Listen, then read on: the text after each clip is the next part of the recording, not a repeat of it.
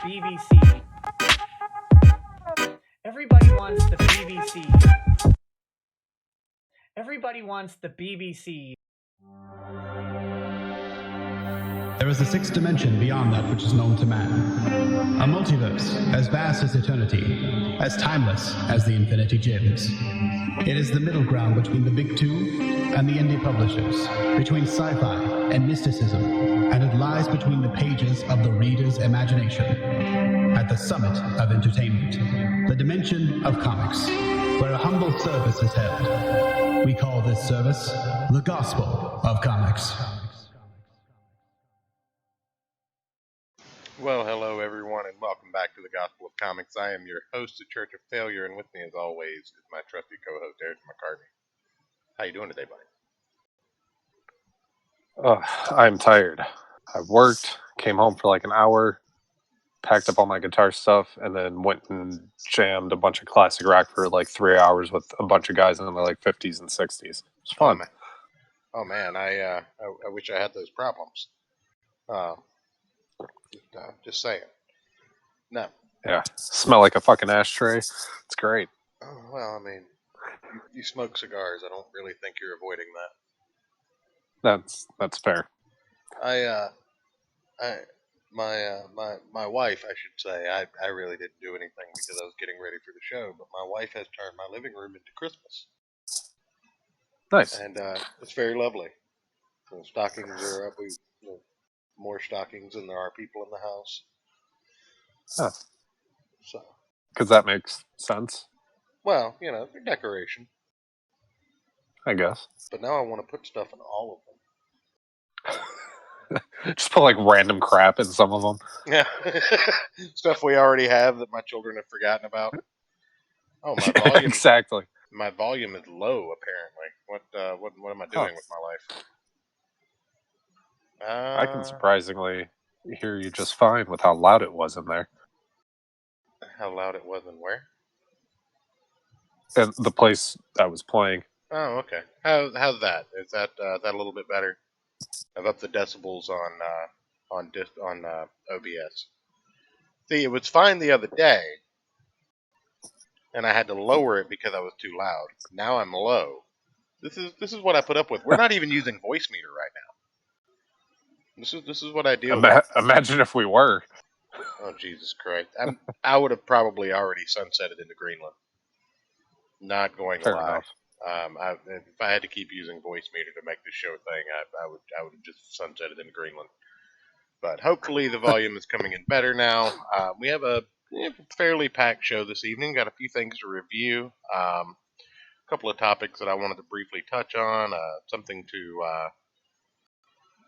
to shill for Alterna, because that's who we are and what we care about. Right. A few news articles to cover. It's a fairly packed show, so I suggest we just roll right into it.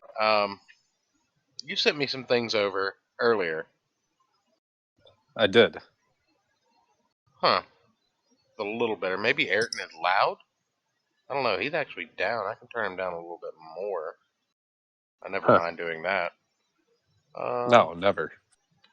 Probably fucking Discord, to be completely honest. That's possible. We're going to disable streaming mode because there's nothing up on the screen. Let's go to settings. I know this is lively radio. So that's okay. People are probably still trickling in. How's your week been so far? Been pretty crazy on my end just because of the stupid fucking Christmas season. Yeah, it's been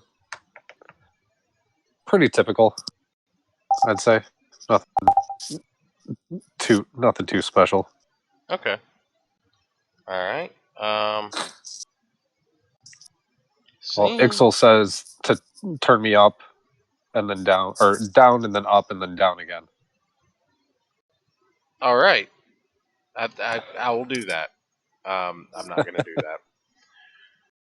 Let's see. Actually, yeah, I can do that. There we go. Down. And then up.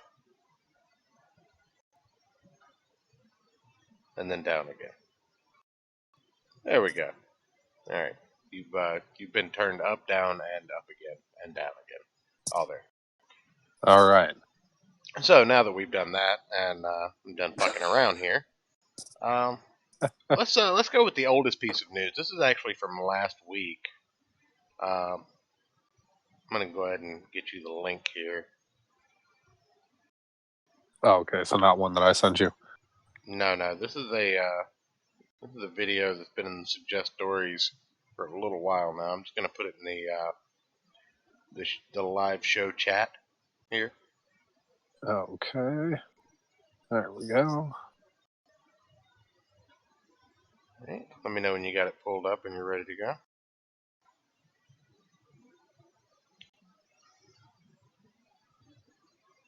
Yes, I want to go there. Discord. What are you talking about? Goddamn.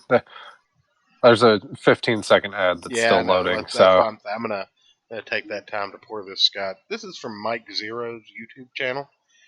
This was suggested by Larry Bernard down in the show suggestions. If you see anything during the week you would like to see us talk about, anything you'd like to hear us,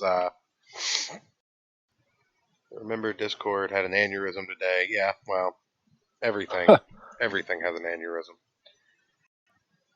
I am audible though now, right? Like you guys can hear me decently. I've turned Ayrton down just a little bit, but and then up and then back down again. No, I turned you down in OBS. Oh, the first time. Yeah, so. Hey guys, sorry. Oh yeah, you're fine, man. Trust me. I feel you. With my job, we do digital printing and things like that. We've been fucking slammed this month. It's been fucking ridiculous. Anyway, you ready? I'm ready. Alright, so this is Mike Zero's video on Disney resetting the Skywalker saga with Rise of the Skywalker, Episode 9. So, we'll see what he has to say, and then we'll pause intermittently and comment on it. So we're going to hit play in 3, 2, 1.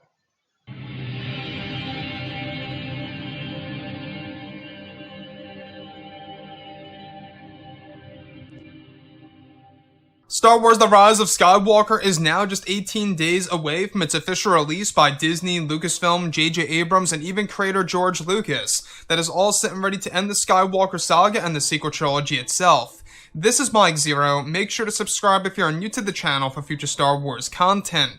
Now, one thing about Episode 9 that a lot of fans are very worried about and very excited and apathetic towards is exactly how they are going to utilize the entire movie and how they're really going to connect it to the prequels and the original trilogy in a sense that's really going to reshape the entire franchise. Now, this movie, in case you guys did not know, is going to have tons of new secrets from start to finish and is considered a I did not see this coming moment, as said by Eunice Watamo, the man who portrays Chewbacca.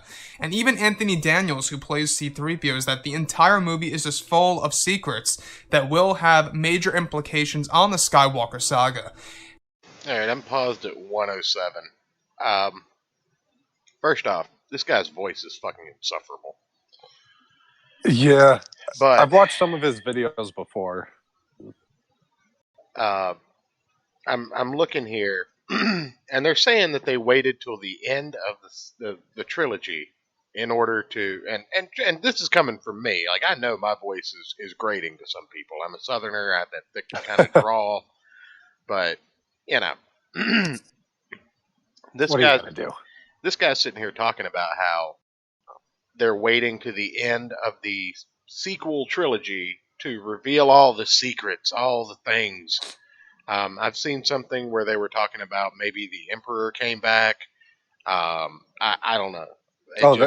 That's confirmed. Is it? Oh, Jesus. Yeah. You can't just let sleeping dogs lie. Well, it's because Rian Johnson had to kill off the main bad guy for this trilogy in the second movie. Yeah, well, he just basically Obi-Wan, didn't he? I mean, I know he kind of killed over in like a Force apparition or whatever, but Jesus. He got like cut in half. Oh, yeah, that's right. That's how much attention I've paid to these garbage tier films. Yeah. But... Well, I just remember because the whole movie was like, we're going to subvert your expectations. And during that entire scene, I was like, as that stuff's going on, I was like, Kylo Ren's going to turn on the lightsaber with the Force and cut him in half. Yeah. I mean, you're not wrong. But let's continue at 107. All right. All right. However, it's not just that. There is a plan in place by Disney and Lucasfilm to reset the Skywalker saga in a sense, to the point where we will actually perceive the entire Skywalker saga in a different way with the rise of Skywalker by Disney and Lucasfilm.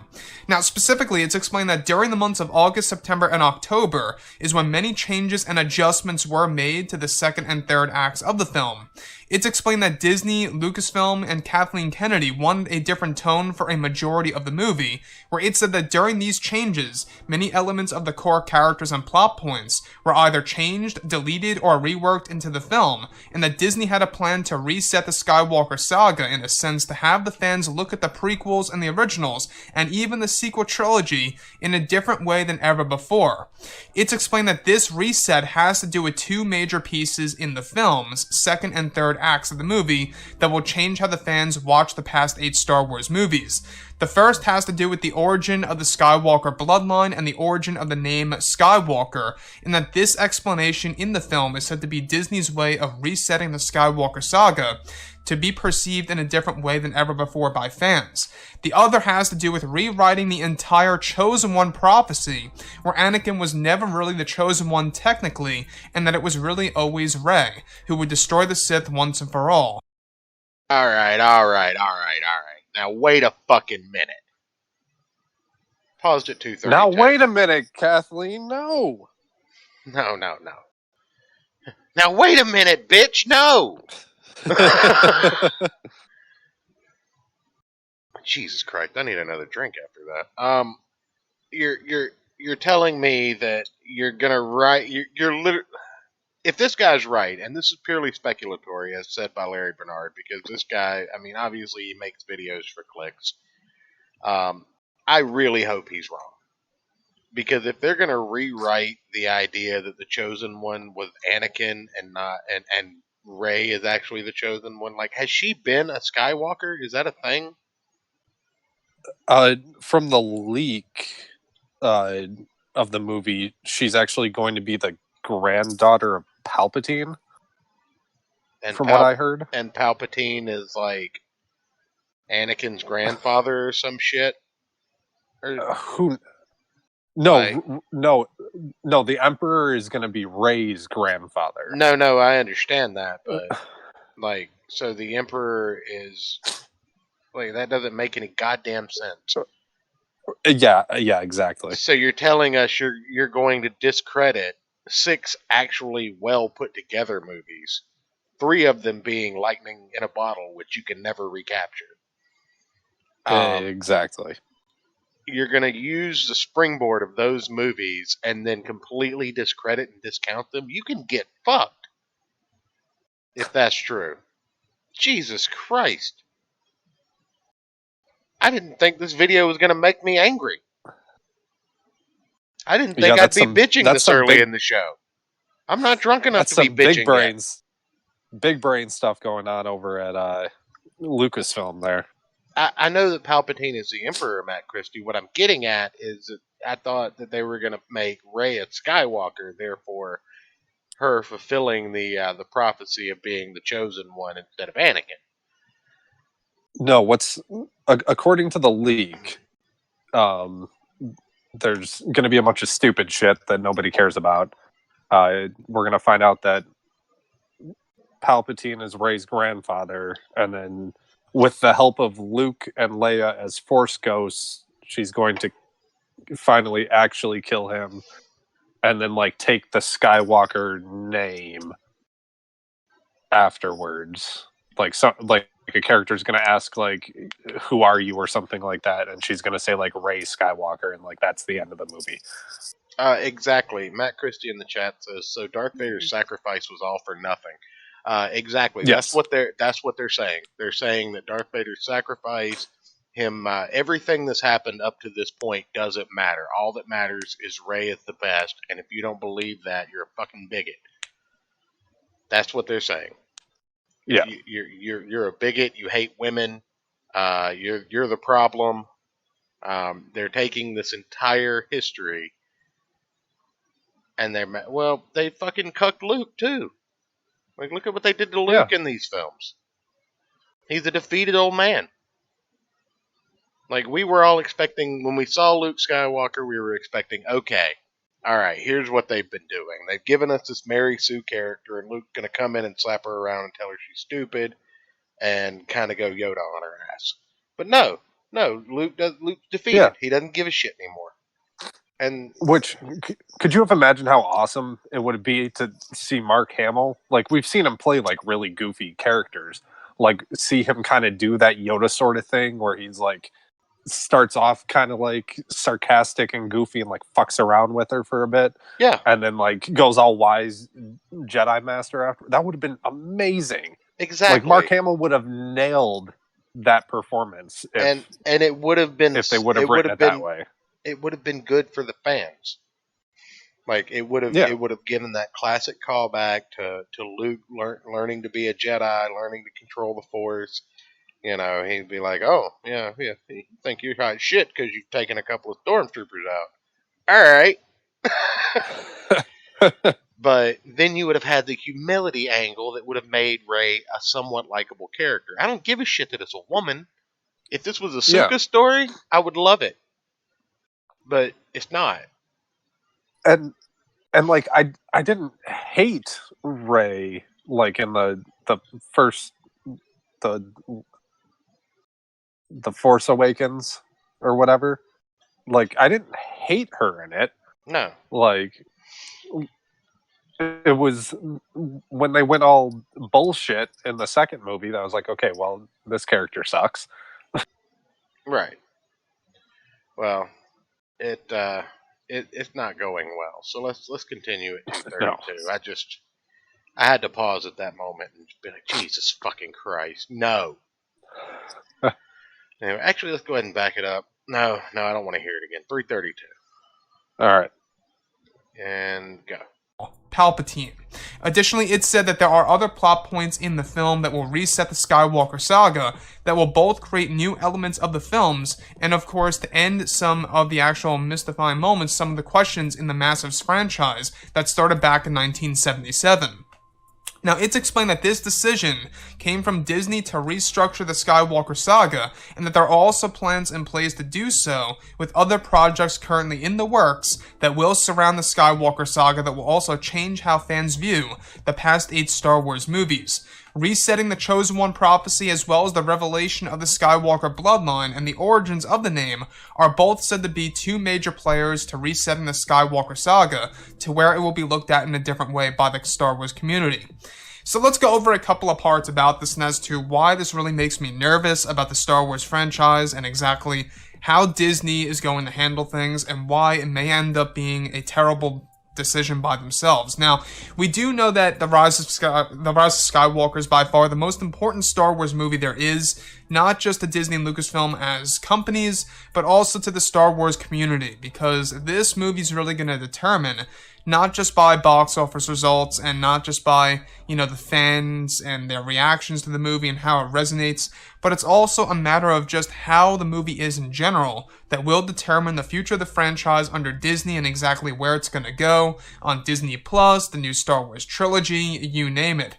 Now, we do know that besides from them resetting the Skywalker saga by rewriting the Chosen One prophecy and making it that it was Rey all along instead of Anakin Skywalker, and also how they will be exploring the origins of the Skywalker bloodline and the name Skywalker, those are actually said to be the 2 major players in how they're going to reset the Skywalker saga. And when I mean reset the saga, we're talking about how we view the saga, essentially how the actual events will be perceived in episodes 1 through 9.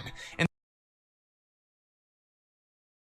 Okay, I'm paused at 4:37. I think I'm pretty much done with this video. In 4 minutes, he's repeated the same thing 4 times. I'm pretty sure he just stretched this out to 10 minutes for ads. So, well, probably. So, let's just unpack this. The bullshit. Okay, all right. So, this is the most important movie in the Skywalker saga. I just heard those words. No. Why not? If the shit fits, where? Thank you. Thank you for that. You're welcome. I needed that. They just said that this is the most important movie in the Skywalker saga. Oh, I see your new nickname. I like that. You like that? But no, I feel like this guy is entirely too invested in this trilogy. And to answer his question, where is Disney going to take the Skywalker saga? As far down deep into the toilet as they can without Lucasfilm being involved with it. Yeah. I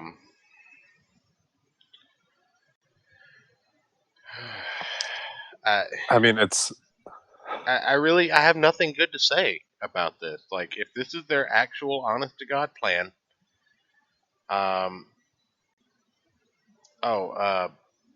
by the way, this is breaking news right here. We've got to get Crippled Jesus on the show.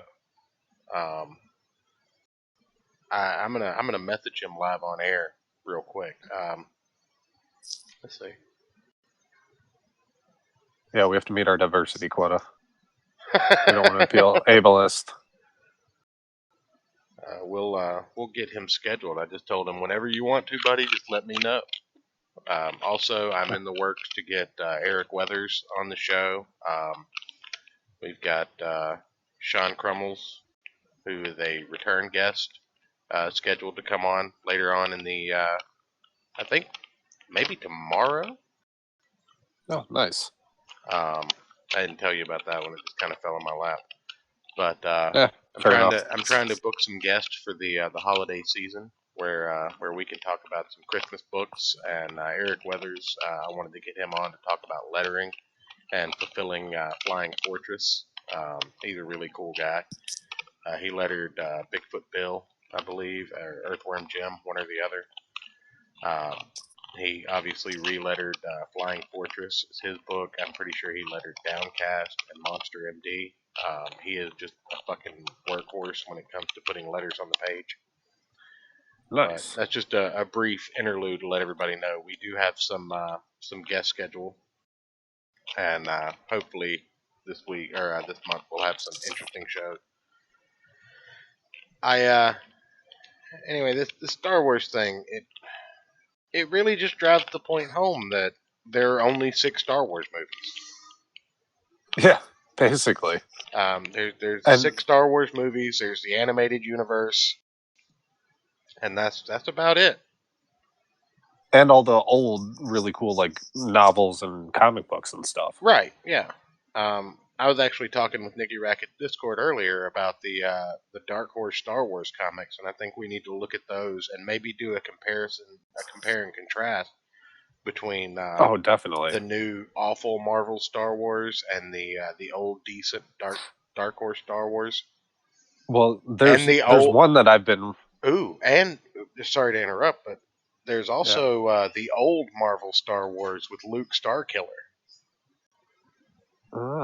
So we could actually do like a triple review of Star Wars #1s and compare them. That would be an interesting. There we go. Yeah.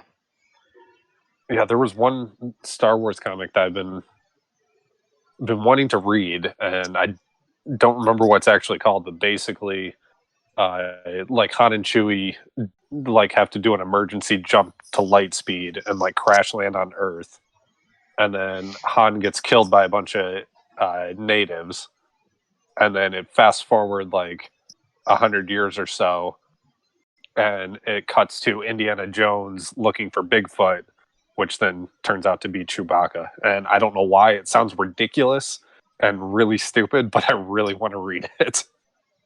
Oh yeah. Well, we should definitely look at that. Rogue One, probably one of the better Star Wars movies. Yeah. Really? I thought it was boring as hell. Is that the one with the blind guy? I think so. Oh, that was awesome. That was a good movie. I don't know. I fell asleep like trying to watch it twice. So. I don't know. We'll look into it, but no. It's dumb because, like, you know what's going to happen. You know they're going to get the plans. They're all going to die. Well, And, like, the impetus, there's no suspense or anything to the whole movie. well, the impetus that they're putting on these Kathleen Kennedy and J.J. Abrams movies, or no, these aren't J.J. Abrams. These are just Kathleen Kennedy, aren't they? Kathleen Kennedy and Ryan Johnson. J.J. Abrams with the prequels. No, Abrams did the Force Awakens, and now this Rise of Skywalker, and Ryan Johnson did the middle one because they're morons. And instead of letting one writer-director make one long story in his own vision, they wanted to divide it up because it's different and people don't do that, and we have to There's be a different. reason. There's absolutely a reason people don't do that. Because it's all bullshit that's bad for you. Yeah. But no, I mean, if this is what I have to look forward to, then I'm not interested. I want nothing to do with this trilogy, this, whatever. I'm out. There are 6 theatrical Star Wars movies for me. I'll watch the other ones, but these are not Star Wars movies in my opinion. I mean, I basically look at these as just fan fiction that happened to get a budget to actually make a movie out of it. Yeah. I don't disagree. But I mean, that's basically what it is. I wasn't expecting that to be as infuriating as it was. If that's the case, I'm going to quote Larry Bernard here, and absolutely 100% endorse the quote. Fuck Disney, if that's the case. So, you brought something else to my attention today. That was about a video. The Boys, season 2. Yeah. Why is it not scrolling? I need to actually bring that up on my tablet. There we go. Oh, come on. Alright, so The Boys season 2 trailer brings Get back that queued Carl up. Urban. I talked about this in the Discord earlier, but did you guys know that Carl Urban was seeing Katie Sackhoff? The Starbuck and Billy Butcher are a thing, and that's a terrifying combination. Oh, we have an ad for Harley Quinn. This show definitely 100% disavows the Harley Quinn, the show. Fuck that shit. Hello, my fellow whites is literally a joke in one of their scenes. Oh, jeez. I'm not interested. But anyway, on to The Boys. Why can I not close this fucking ad? See, this is why people hate your fucking. I don't know why you send me these fucking videos, Ayrton. I hate you for it. Sorry. I mean, I don't know. There's 11 seconds left. I'm gonna take it off the screen for 11 seconds. Okay. I can't. I have the video queued up whenever you're ready. How's it going, Novel Bro? Oh no, I'm gonna read the article first. Oh, okay. Earlier today, I'll get that article queued up. Earlier today, I wanted to point out that the video had been claimed by Amazon.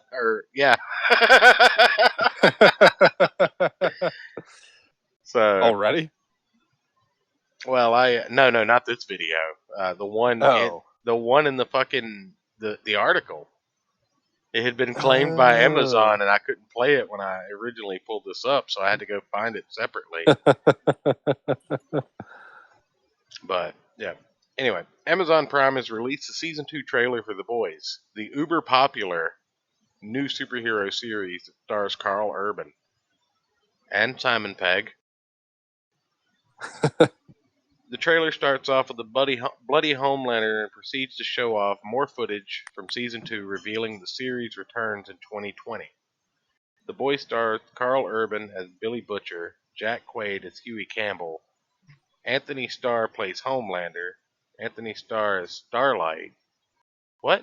I think you messed that up there. Yeah, I'm pretty sure. Dominique McElliott as Queen Maeve. Jesse T. No, that's what it says in the article. Jesse Yeah, I T. know. Usher I was as talking A-Train. to the author of the article. Alonzo as Mother's Milk. Chase Crawford as the Deep. Karen Fukara as the female, and Tomer Capon as Frenchie, with Nathan Mitchell as Black Noir. The Boys is an irreverent take on what happens when superheroes are as popular as celebrities and influential as politicians and as revered as gods abuse their superpowers rather than use them for good. I like to describe it in a much more simple thing. It's what happens is if superheroes were real. Yeah. Yeah. If people just started developing extra normal powers, this is what it would be like, I think. But You know, anyway, those of us who speak English would say extraordinary. yeah. Did I say extraordinary? No, you said extra normal. Look, fuck you. I mean, extraordinary is a really stupid term too. I mean, you know, if something is like extra cold, it's like more cold than it should be. So extraordinary would be like more ordinary than it should be. Yeah, I back Novel Bro up, Matt Christie. This is actually one of the really good interpretations of a comic book. It's not in the same vein as the comic book, but it's in the same spirit. Whereas Watchmen is trying to use all the trappings of the comic book while basically bending the spirit over And none of the charm. without giving it the reach around.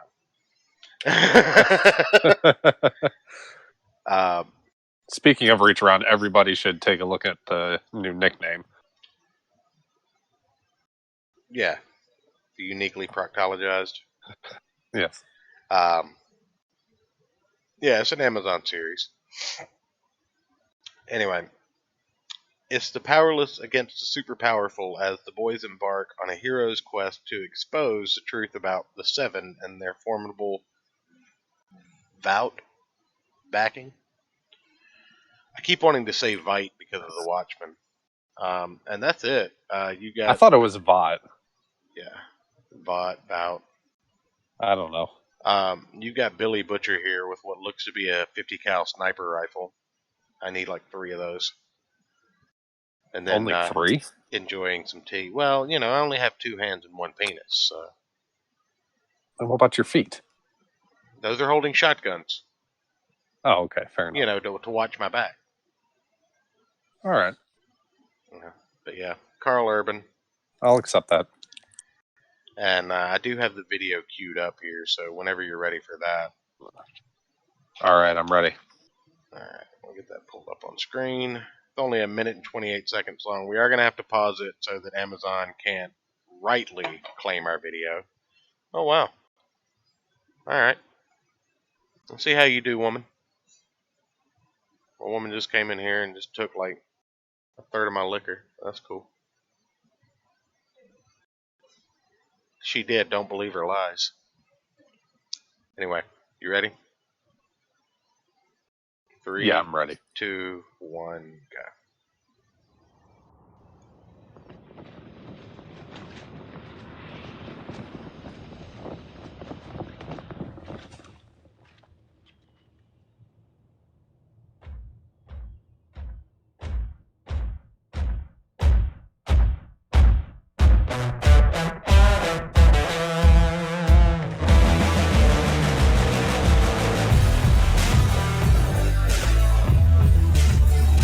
I know pain, I know dread. Wicked valley on the lead. The tears don't stop the fire.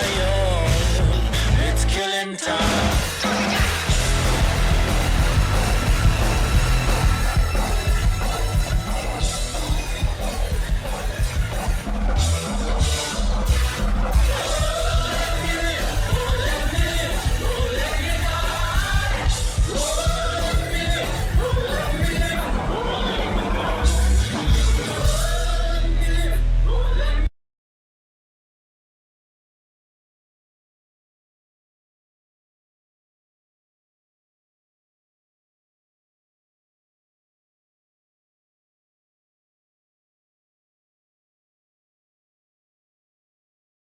Yes, I was muted. I'm sorry, chat. I know I was muted. I paused it at 104, Ayrton, just for propriety's sake. But Okay. let's was that I'll Gus go back to Fring? 104. Was that Gus Fring in yeah. Los Pollos Heroes. I see that. That's fantastic. Um, I like the way they did this trailer or this teaser or whatever. They didn't Yeah. spoil anything. Yeah, just showed us cool lot- shots of Yeah, people getting fucked up. with no context whatsoever. And this being the boys, this could all be from episode 1. Yeah, it really could. So, I mean, but we'll finish the video up now. Let's see what we got here. All right. 104, you said?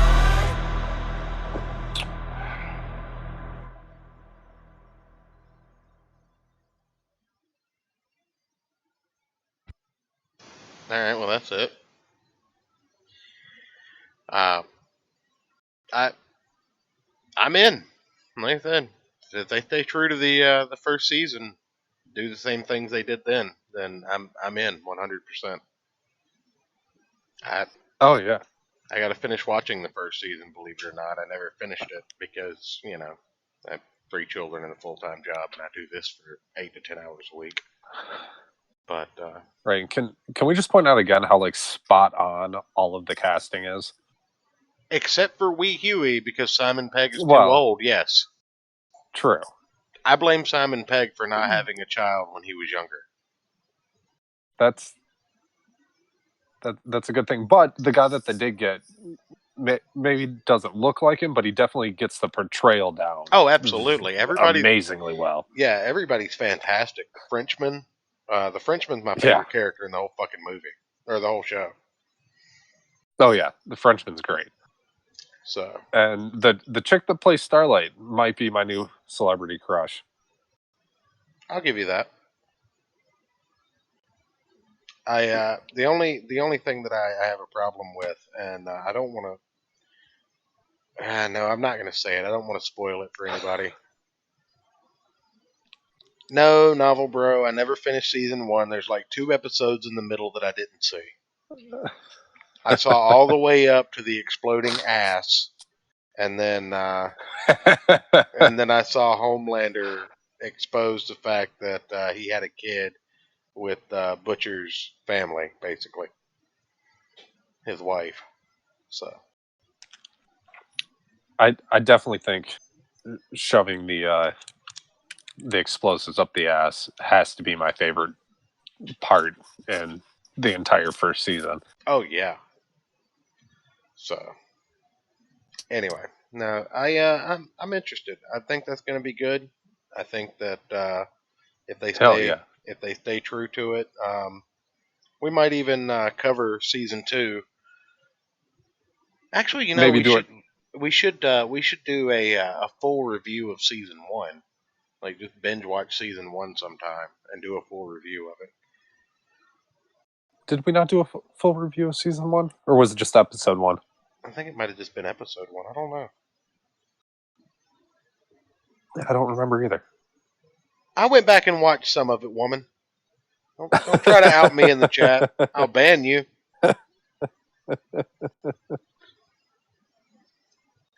Ban my own wife from my show. Let's see how that goes. I double dog dare you to do it. This is the Church of Failure reporting in with the Gospel of Comics from my new bedroom, the couch.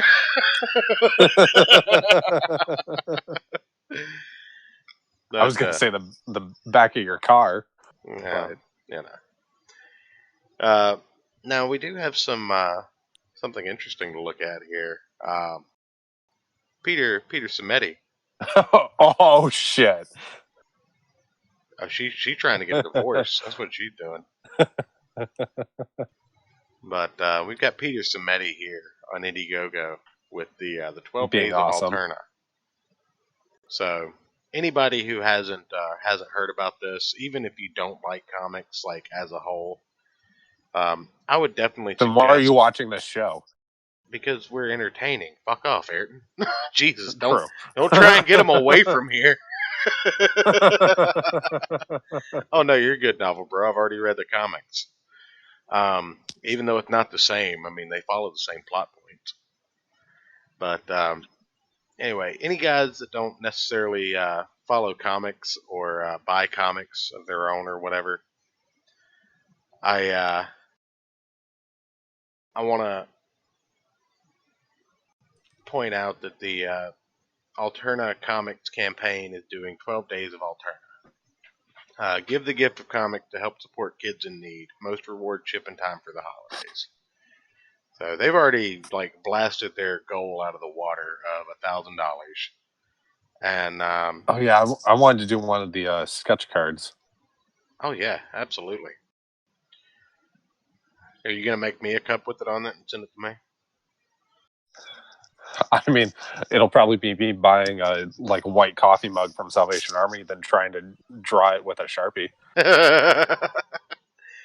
just scan the thing in. I'll make my own. Give a little, get a lot. We've got over a dozen graphic novels to choose from, plenty of rewards and bonuses to unlock, and tons of add-ons as well. Plus, most rewards include a mystery bonus graphic novel.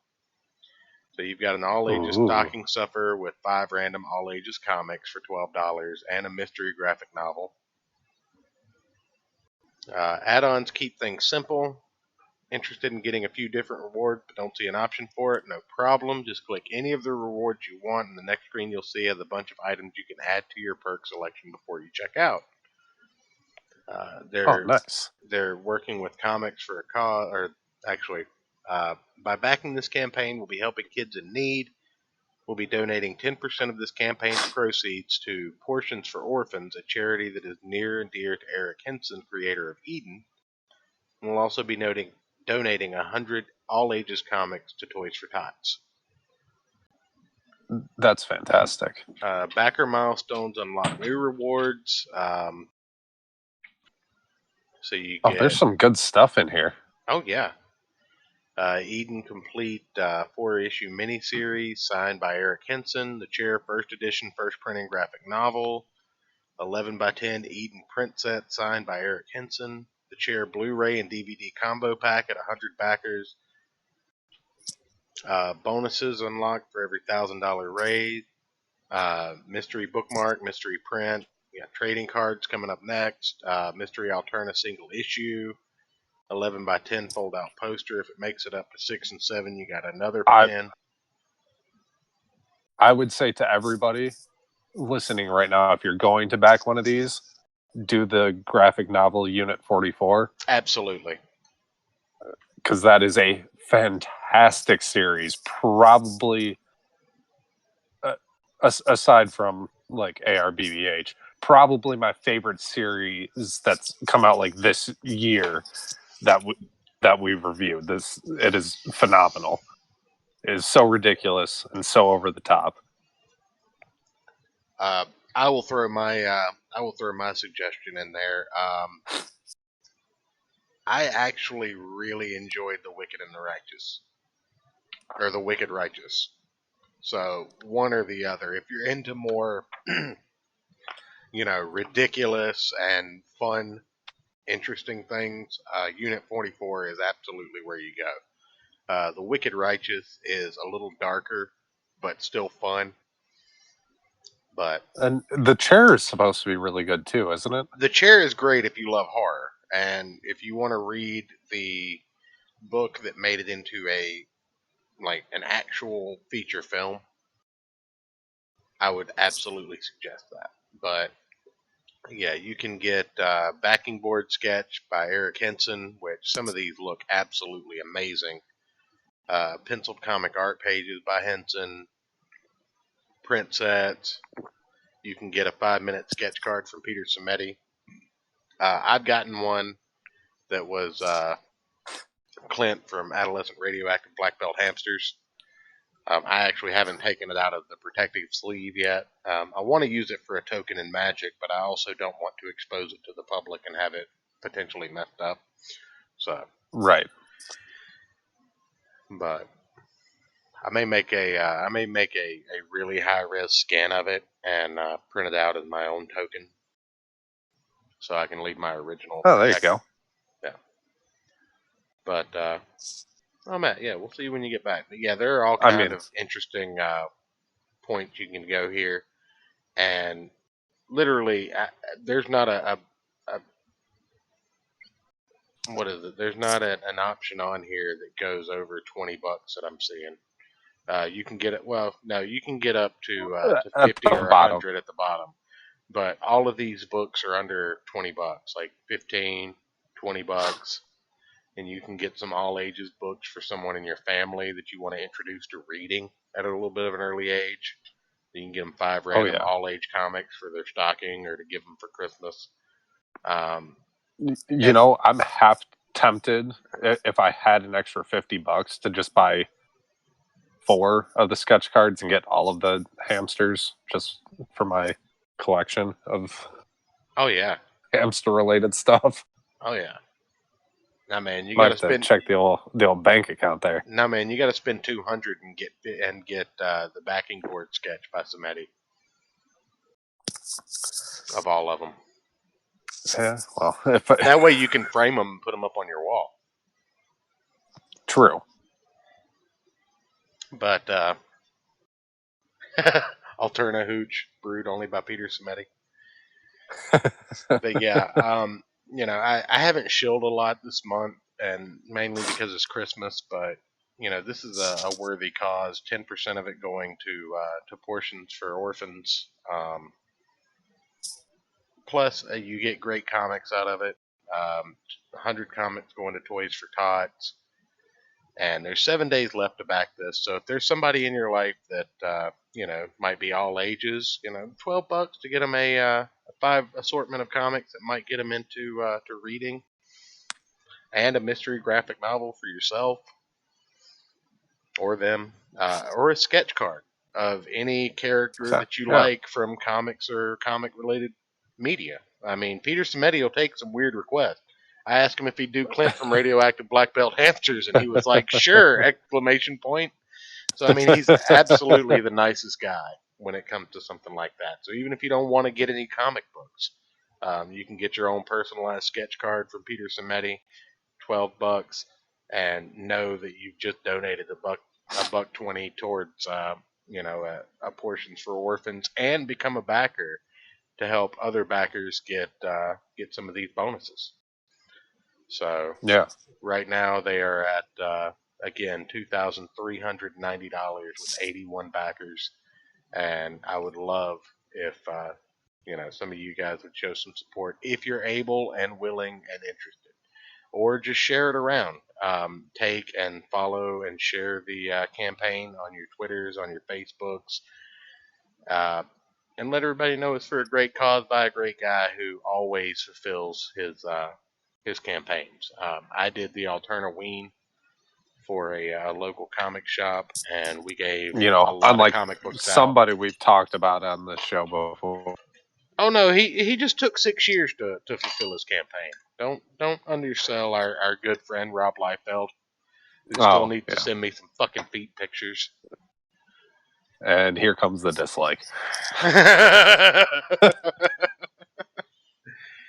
But yeah, you absolutely, you know, if you want to support something, you know, give this thing a share, spread it around, let other people know that it's happening.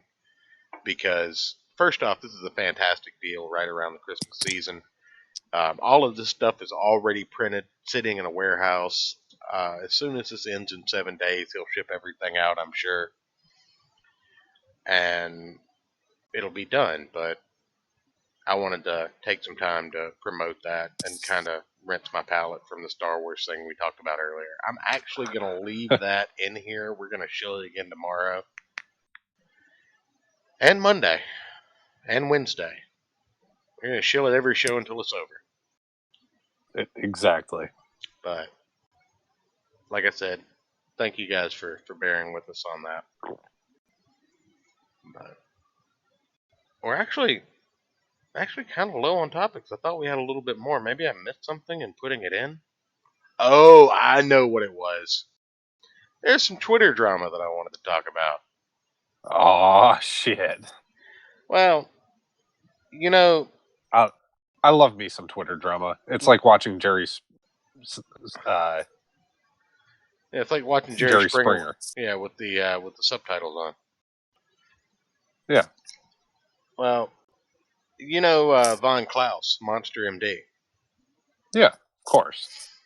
Well, he's been dealing with some asshole most of the day, and he's just been blowing him right the fuck out of the water. Oh shit! All right, let me get over to Twitter. Well, I'm gonna pull it up on screen, but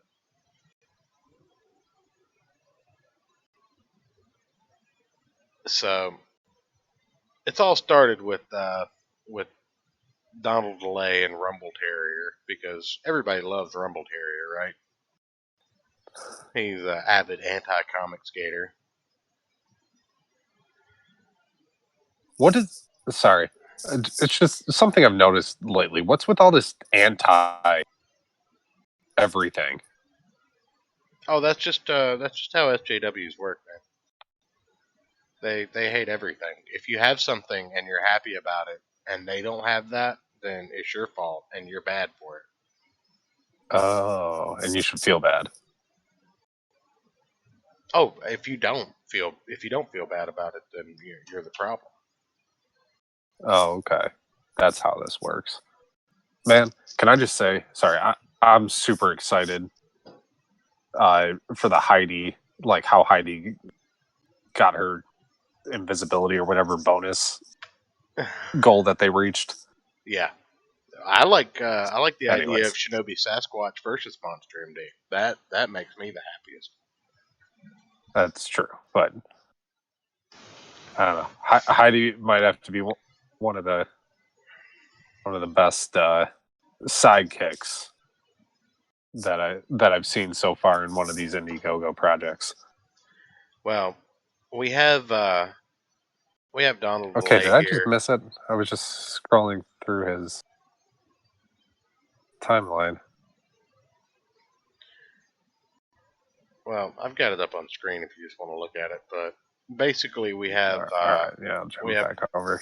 Donald DeLay here. I'll never be able to show that Rumble, and he's talking about, "Hi again, Donald. I'm glad you're working on it. Seeing as it was a short time ago, you should refrain from acting as if you're better until you show you are a shining beacon of professionalism.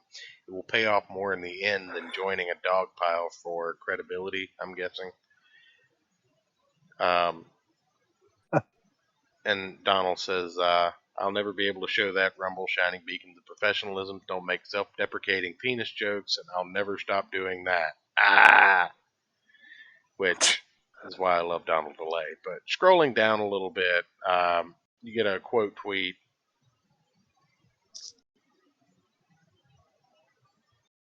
He's got quote tweeted here. "I really love throwing Molotov cocktails into comics Twitter. I don't give a fuck." And Von Klaus here just says, "Rise again" on Twitter. Follow him. He's fantastic.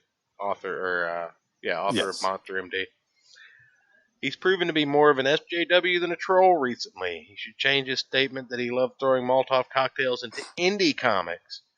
He's trying to hurt indie creators over pros." So we'll just scroll over to his Twitter here, and we'll see that this led to this stellar individual here making some jokes. So Oh, Meltarded Twitter's Pied got jokes. Yeah, Meltarded Pied Piper, this fat guy in a Ninja Turtle onesie, is his avatar. Oh, jeez. I mean, if that's your avatar, what are you doing? What are you fucking doing? What the hell? You live for the late and lawless there, buddy. And Von Klaus replies, "You live to dress like a fat Ninja Turtle. Your conspiracy theories on me have recently been made you a laughingstock, by the way. You can call me Leighton Lawless II if that makes you feel better." And you'll see that he changed his Twitter handle to Leighton Lawless II instead of Von Klaus. Yeah, I'll throw that in the chat for everybody here. Let me grab this. That rise again. Copy. And he, man,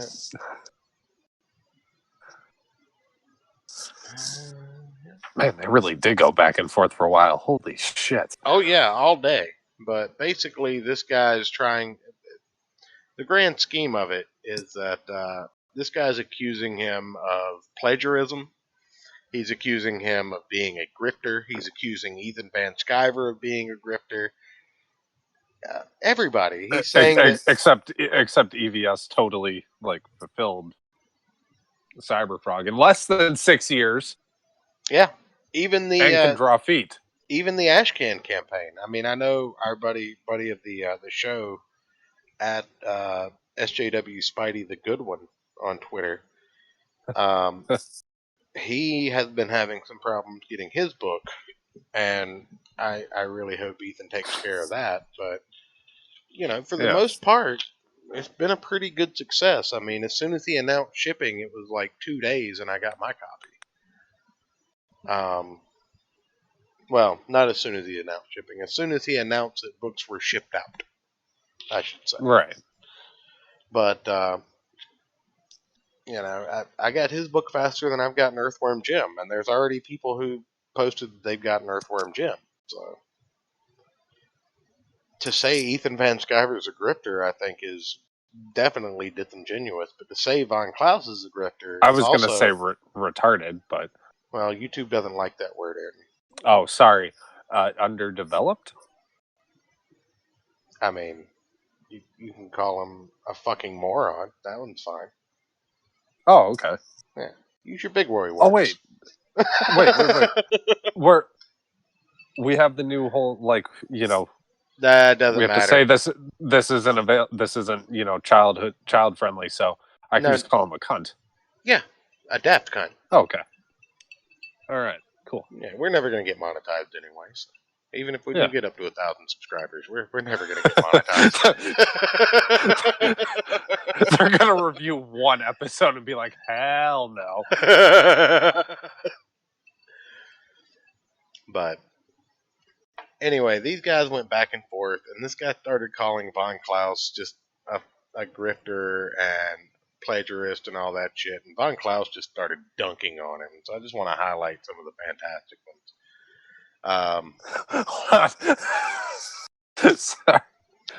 Sorry.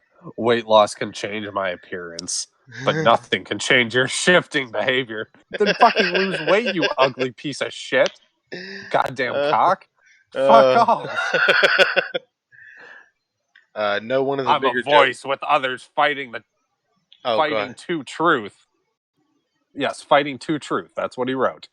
Oh, God. Just like how movements before you were forged, you fear that and criticism.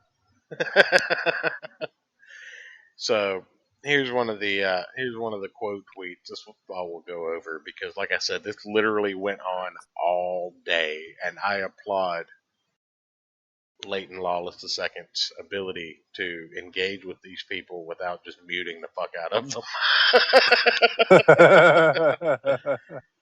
I would have been like, no, you're an idiot. I can't.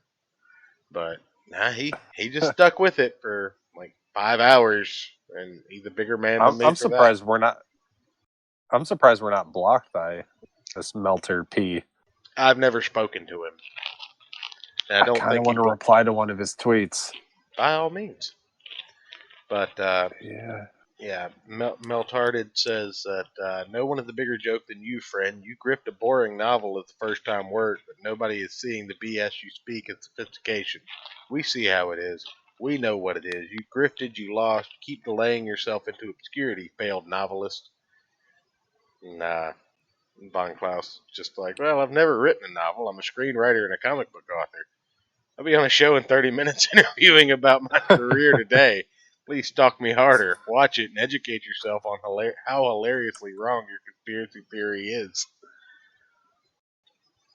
And this guy comes back. You admit to ripping off Monster MD from someone else that came like a year before your comic. If that ain't you, then connect the dot. Nice try to gaslighting me, bucko. Bucko! No proof that I'm a stalker. I got the intel from another source out of the blue. Nice try. He's got men on the street. Oh shit! He's got men on the street, Ayrton. He got people. He's got little birds like they're probably Varis. taking up the whole goddamn sidewalk. He's got little birds like Varis. You think he's a eunuch like Varis? Probably. Root and stem. No, guy in a Ninja Turtle onesie. Monster MD was created in 2009. The original comic was online for free in 2016. The novel you're referencing was published in September of 2018. Guess your intel needs some work, huh? Hashtag Comicsgate. So. Oh, really? You should go, Where's the 2000? Hold on. Where's the Oh, 2016 comic, buddy? Are you telling me the novel isn't yours? Are you taking legal action? Or are you one and the same? Either way, as old as this is, it ain't fresh. It ain't your first work. You grifted, you lost. Your safe space is that way, friend. I took down the old comic to crowdfund the new version. Why do you keep pretending that me and other indie creators are grifting people while we're releasing books all the time? Why all the desire to pretend we're tricking you? I just want to make good books. Look at the dates. Who wants to pretend I'm stealing ideas to make a huge fool of yourself? Why would I make a comic in 2016 but write a sour harem novel version in 2018? You've got Agent Fink, Monster MD, excellent comic, love it. Von Klaus, much appreciated. Those are all in 2017. Monster Harem, publication September 3rd, 2018. So that's what I ran into earlier today. I thought it might be interesting to talk about because I like Von Klaus. If you ever want to find Von Klaus, just go to your nearest Chick-fil-A and he's probably there. Doesn't matter where you are, just any nearest Chick-fil-A. Any nearest Chick-fil-A, he's probably there drinking out of a Chick-fil-A cup. Gotta get that Jesus chicken. That's correct. And yeah, you should definitely go to Melter P's tweet where he says the weight loss can change his appearance, and just pull up my response because it's super immature, but I find it funny. I'm just gonna have to pull up your tweets and replies and find it that way because I'm not. Or you could just do that. I'm not sifting through this idiot's fucking Twitter feed. I'm sorry.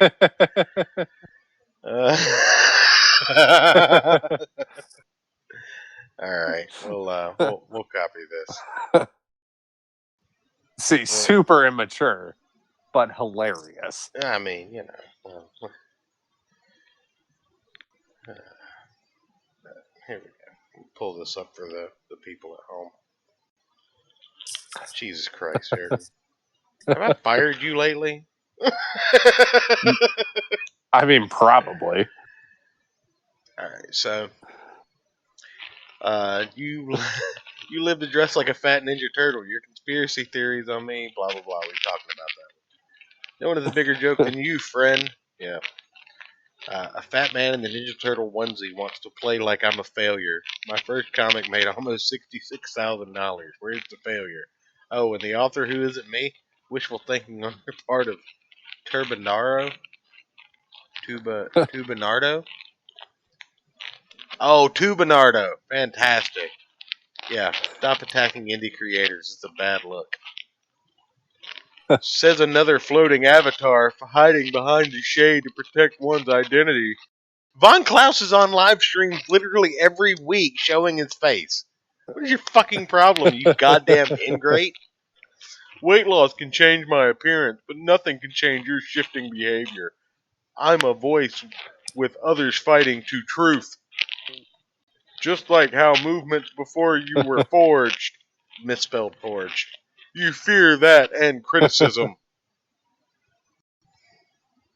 You're ugly. I'm gonna throw a heart on that. Where's my? There we go.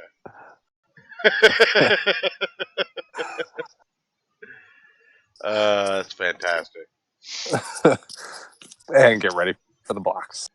Dude, you need better tech You know, support. Who, me? What are you talking about, tech support? Calm down. What are you talking about here? Aren't you our tech support, Matt?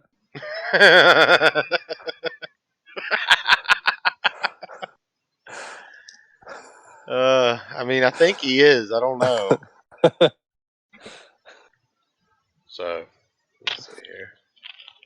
Who just, You know, I haven't been blocked by more people until we started doing this show. I'm glad I could help you out. But, now we do have... Novel Bro, you could probably write a better story just by slamming your testicles on the keyboard than this fat fuck could probably write. Is idiot writers Don't who worry like about that it. are the reason why I must succeed as a writer. Now, I don't think Melt Hearted is a writer. I think he's a fucking moron.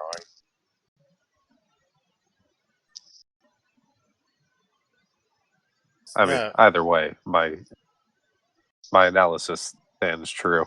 Oh, absolutely. Let's see here. Where was I? So we have 2 stories left to cover. I think we'll cover the depressing one first. Matt, have you tried switching it off and on again, Christy? That's my tech support. What are you talking about? It's literally page 1 in being a tech support representative. So HBO's Watchmen has picked up a couple of nominations in the 2020 Writers Guild Awards. And I wanted to shoot myself when I saw that before I sent it to you. yeah, well, and then you sent it to me. And I almost did. There's a gun in my office. Don't sunset yourself now. I'm not going to find another co-host as easily as I found you. Nobody's just going to randomly be drunk. be drunk on Twitter at 1 a.m. Yeah, basically. So, but I mean, this is how I feel about it. You see Ozymandias here, just sitting there like, oh, well, that's how I feel about it. Writers Guild of America, WGAW, and Writers Guild of America East, WGAY, have announced the nominations for outstanding achievements. Have announced nominations for outstanding achievement in television, news media, news, radio, audio, and promotional writing during 2019. Winners will be honored at the 2020 Writers Guild Awards on Saturday, February 1st, 2020, and concurrent ceremonies in Los Angeles and New York. Wait a minute, WGA, no. What? What the fuck does promotional writing even mean? Who gives out awards to HBO underachievers? What the fuck? You'd be surprised, Novel Bro. Usually people with blue hair and too many cats. Yes, and check marks next to their name. Yeah, except Ethan Ralph. He's a good one. Right. Which I still don't know how he weaseled his way into getting a check mark. He threw a punch at a cop. Yeah. He got So arrested. that's all you have to do? Well, I mean, be a prolific figure in Gamergate, go get drunk and pass out on a hotel couch in the lobby, and then when the cops wake you up to move along, just throw a punch at them. Take a fucking swing. I mean, you don't even have to connect. Serve your 8 months in jail and you'll come Not- out with a check mark.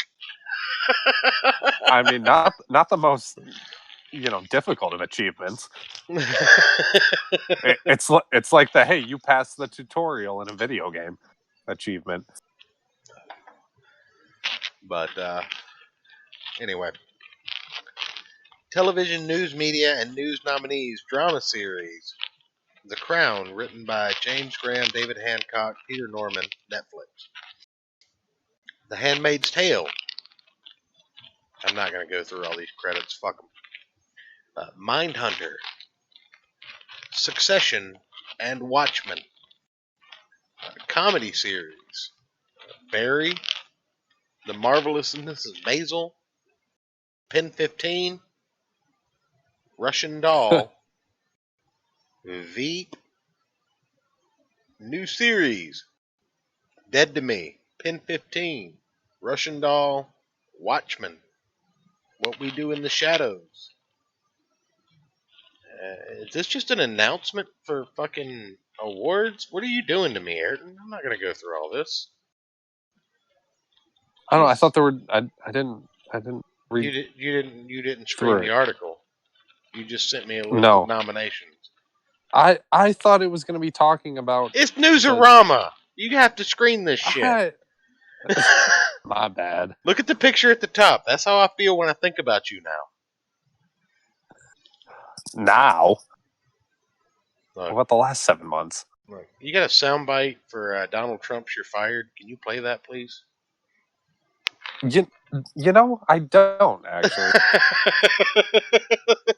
That's the soundbite I was trying to. I had one in my head. Like, okay, I'm missing a soundbite that I should have. What is it? And that's the one I don't have.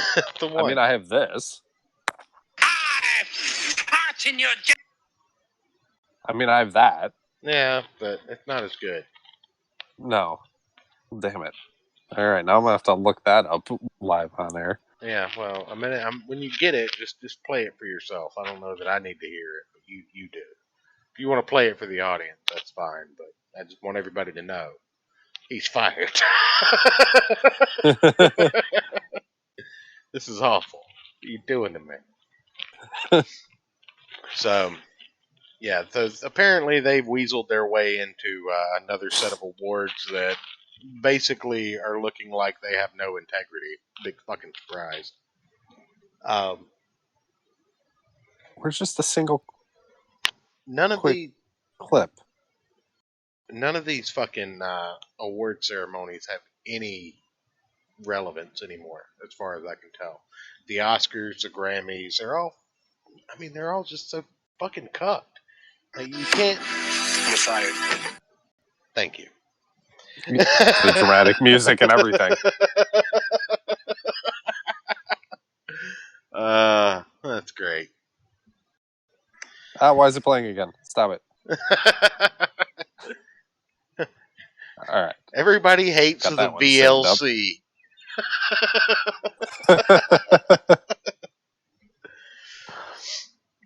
But yeah, so the Watchmen has worked their way into another set of awards that nobody gives a shit about anymore because, well, if they actually win them, then well, what does that say about the awards? However, let's end on a decent note as far as the news goes for this week, and then we'll figure out what we're doing for the rest of the show. But let's end on a halfway the Aftershock one. Yeah. That one I did actually glance through a little bit. Yeah, well, I mean, it is actually an article, so. Aftershock Comics Hey, only solicit series.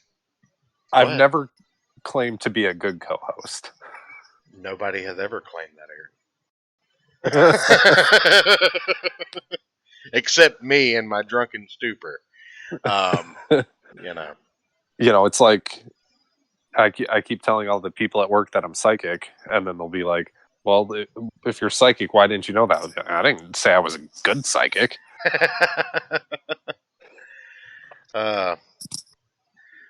But yeah, absolutely, Matt Christie. All awards have no relevance. It's all a bunch of fucking pandering and hand rubbing. Well, I would say cock rubbing if any of them had a dick Yeah, just a giant circle jerk. But this is from the good friend of the show over at Bleeding Cool, Rich Johnson. And it's actually one of the things that I'm not upset about covering, because this is actually good news. This is a publisher looking at the current medium and comics and saying, you know what, we're gonna change shit. One way or another, we're gonna change something. Aftershock Comic will only solicit issues or a series once 2 issues are in the can and make number ones bigger, returnable with tiered variants. So there's one word I want to focus on in that headline before we move into the article. Returnable. Non-returnability Yeah, I thought you killed would the like comic industry. And I'll go off on this. We got a little bit of time because, we Yeah. but non-returnable comics, I think, is what led to the downfall of comics in the last, I don't know, 30, 40 years. Because it's a physical, not even that, it's a representation of how poorly your comic did. When you start getting packages of 3 and 4 and 5 issues that count up to like 400, 4,000, 10,000 comics start coming back to you, and you got to go, what the fuck am I going to do with these? Because apparently Right. people didn't want to buy them. Because they suck. Yeah, you don't put out a comic that sucks again, right? Yeah, you would hope. So, you have a smudge time as Mrs. Church.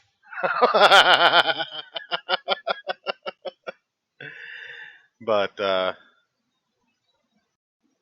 no, when you started getting books back, you looked at it and you said, okay, why did this book come back? And if it was the writing, you fired the writer and you got a new one. If it was the art, you fired the artist and you got a new one. Like, you actually had, the ability to make on the fly decisions about the fact that your company was making a terrible product and fix it. Yeah. If there was a bad issue of Spider-Man, 3 issues later, that person wouldn't be writing or drawing or whatever the book anymore, because it was important that those books didn't come back. Right. Fucking get them out of there. But nowadays, once they're in the hands of a retail shop, that's it. Diamond's made their money. Marvel or DC has made their money. All these industries have made their money on selling these books to these shops. They don't give a fuck. They don't care that they're not moving off the shelf. They don't care that they're long boxes full of Captain Marvel #1s that nobody fucking wants. Just an entire long box of just Captain Marvel #1. Yeah. As Aftershock Comics begins its 5th year of publishing in 2020, the comic publisher behind Animosity, A Walk Through Hell, Dark Arc, Baby Teeth, and Dark Red announced a new publishing, pricing, and retailer incentive program to begin in February to help the retailer confident on newly launched titles. Without question, our success to date has been due in large part to support from the comic shop retailers throughout North America and beyond, says Steve Rotterdam. Something that should have fucking come from Marvel 10 years ago. Some small indie publisher who only has 5, maybe 10 titles that they could actually hang their hat on. Yeah, if that. Oh, Mrs. Church wants us to go back through the last hour of a show because Todd McFarlane was drawing Baby Yoda. Link that in the link. You should send me that, Mrs. Church. Send me that on Facebook. Yeah. I'll pull it up on the show. We'll look at Todd McFarlane's Baby Yoda final product. Yeah. Because everybody loves Baby Yoda. Not as much as the Yeah, BBC, sickeningly, but everybody loves sickeningly Baby Yoda. cute. So, anyway, let's get back to the article here. Uh, said Steve Rotterdam, Senior Vice President of Sales and Marketing at Aftershock, formerly of DC and Bonfire Geek Riot Media. To ensure that that continues, we're beginning the best possible partner. And we're being the best possible partner. We're continually improving upon how we go to market, how we represent the work of our creators, and how we communicate with our fans, and how we connect with secure readers. To that end, Aftershock is look at me, is entering 2020 with a commitment to solicit new projects only once the first 2 issues of a series are completed and ready to be previewed by retailers, with the 3rd issue already scripted. So, I want to put that into perspective. Aftershock is essentially saying they're going to take a month and a half worth of pay cut on every series that they put out. They're going to put 1 issue to pen and paper, art, inks, colors. Then they're going to put another issue to pen and paper, art, inks, colors. And then they're going to script a 3rd issue before it ever makes it to a previews catalog. That's almost the same thing as saying Lagavulin, if they have a bad year, then they have a really, really bad year 15 years later. Right. Because they're putting their money where their mouth is. Right.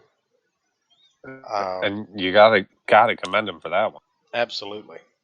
While unexpected gaps in publishing schedules do happen, we look to avoid them at all costs, says Joe Pruitt, formerly of Caliber Comics and now Aftershock's CCO and publisher. We're determined to do what we can to keep things on track when delivering our content to retailers and fans alike. The first issues of a new series will also get extra attention. Each new number 1 will feature 4 additional pages of relevant content as well as a cardstock cover for $4.99, while issues 2 through 5, the typical length of the first story arc from Aftershock, will remain at $3.99. So you're getting an extra 4 pages, a cardstock cover, and returnability for $1. Yeah. I'm down with that. I'd pay an extra $1 for that. Aftershock is also making adjustments in returnability to retailer cover incentive program. In keeping with Diamond Comic Distributors' policies, retailers who order a minimum of 10 copies of a new number 1 are eligible for 100% returnability of all unsold copies. Retailers who order 15 copies will also be eligible to order 1 variant cover incentive and may purchase up to 2 additional copies of that variant cover. When placing orders of issue number 2, retailers may order 1 variant cover incentive for every 10 regular copies with no limits. I'm not a big fan of the variant cover phenomena, but I am definitely a fan in reducing the number of books you have to order to get a retailer exclusive variant. And especially with the return policy. Well, right? Yes and no. Because here's where that kind of falls apart a little bit for me. And this is a devil's advocate argument, so take it for what you will. Say I'm a retailer, and I have 5 customers that want the new Aftershock book, but they all want the retailer exclusive variant, and I've sold it to all of them for $20. Mm-hmm. Right? Right. What's stopping me from ordering 50 comics and then returning all 50 after I've gotten my retailer variants that I've sold for $20 and never intended to shelf or sell any of the first issues in regular? That's kind of a stab into Alterna's gut, right? or Aftershock's Yeah. cut. Yeah. I mean, it's a way that this could go wrong, and I'm always kind of prepared for the worst case scenario, and that's the worst case scenario. True, but I at least give them points for trying to come up with a different way of doing it, where it at least works better than whatever Marvel's obnoxious way of doing it is, or DC or whatever. No, I hear you. It worries me because, like I said, and we're not talking about Spider-Man or Batman or anything like that. We're talking about Aftershock, which 90% of comic goers don't even know what the hell an Aftershock comics is. I've got a handful of Aftershock titles, but they've never been really high on my radar of keeping up with their new releases. If I see Yeah, something that looks interesting, I'll look at it or I'll cover it or something. But yeah, I've been keeping a little bit, I think, closer watch on them because I've been liking a lot of the stuff that's come out, like Knights Temporal is Aftershock, and I'm really liking that. Killer Groove till those last like 2 issues. I forget what else. I have a couple others that I'm following. I'm blanking on at the moment, but I don't know. They have interesting and different sort of creative stories that I've been enjoying myself. So oh no, I don't know. It's sorry. I hear stuff in the background. Yeah, that was my iPad. Yeah, But trying to figure out how to bring this up. But and that kind of, to your point is, I mean, how many people who are following Aftershock are like that much for like the variant covers, Right. Like maybe if like, let's say they had done this when Knights Temporal came out, right? Yeah. And like the variant cover was like super cool, but they were charged. I think my shop normally charged like 10 or 15 for new variants or something like that. Like maybe if it was like super whatever, I paid some exclusive I think bullshit the or most I've ever something. paid for a variant cover was during the Secret Wars 2015 era, and I got a 1 in 300 variant for like $45. Yeah. But So, I mean,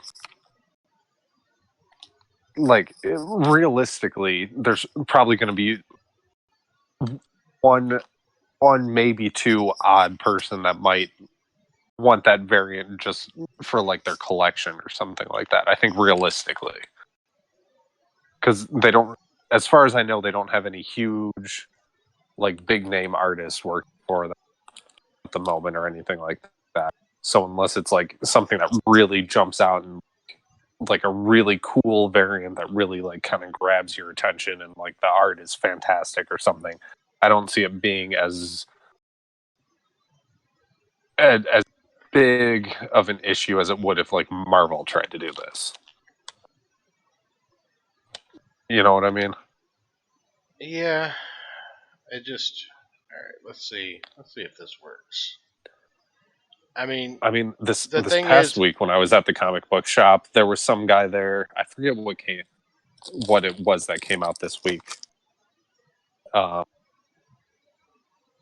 That he was looking at, but there was,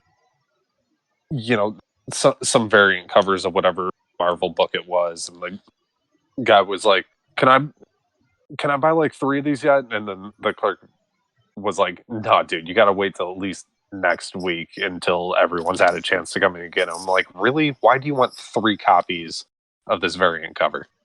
It wasn't even that cool of a variant cover. well, I mean, that's another thing. I honestly also kind of have a problem with that. It just, I don't know that I'm going to be able to pull this up. There we go. Show video URL. Haha. Copy. No, if somebody wants to go in and buy 3 of something, then fucking sell them 3 of it. Oh yeah. Like, I mean, money's money. I looked at the guy like, are you stupid? And then I looked at the guy. I think he's one of the managers or something there. I was like, why not let him buy all 3 of those? You really think you're going to sell all of those? Look at that entire wall behind you of old variant covers from like a year ago. 3 characters for 1 drawing lesson. Come on up. Like, I don't know. The entire scenario was stupid. So, I do have the Todd McFarlane video pulled up now. Oh hell yeah! I guess I'll link it in the live. There we go. I'll link it in the live show chat for you. There you go. Okay. No, I think it's a good idea, and no, it's not going to let me look at it. Why? I don't have a Facebook account. Oh, we'll pull up the stream. Yeah. Just pull up the stream, and you'll be 20 seconds behind, but that's fine. Yeah, it's all right. I'll finish the aftershock thing real quick, but no, I can see the worst case scenario in this. I think returnability is a good idea, but I don't want them to get taken advantage of in the sense of, their variant covers being abused in that regard. Which is fair. I don't know. With them, I don't see it being as big of an issue. I don't, but as incestuous as the comic community is, I can't imagine that Marvel and DC might not try and use that if it makes Aftershock more successful. Oh, and it probably will. Right, and the thing is, I mean, as a retailer, if I can take a chance on some of these books, get to preview 2 of the issues instead of just the first. Well, and I can return it and get that variant that somebody might want for when I say preview, buying less. When I say preview, I mean the catalog that you order your comics out of. Yeah, I thought they had like little snippets or whatever. No. Oh. No. I mean, you might have a page or 2, but you're not going to get like an actual feel of a comic book from a previous catalog. You get like a synopsis and maybe a page. Oh, I thought you got like a few. I mean, sometimes, but oh, okay. That's mainly reserved for like your Marvel and DC books. Oh. I mean, still, either way. It's on McFarlane's Instagram too. You do have an Instagram account. Yes, I do have that. Well, just go pull that up. Yeah. All right.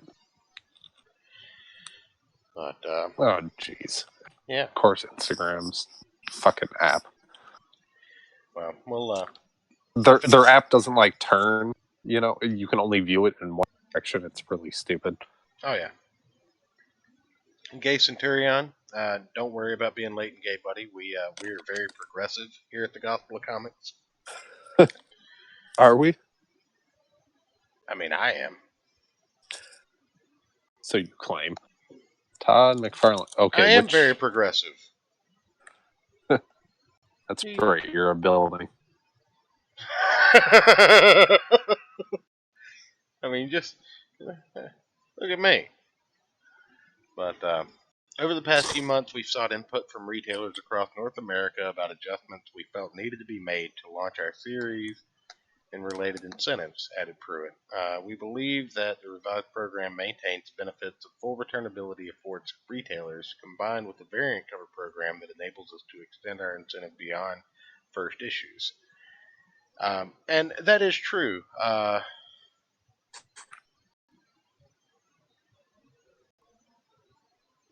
Why is it being annoying?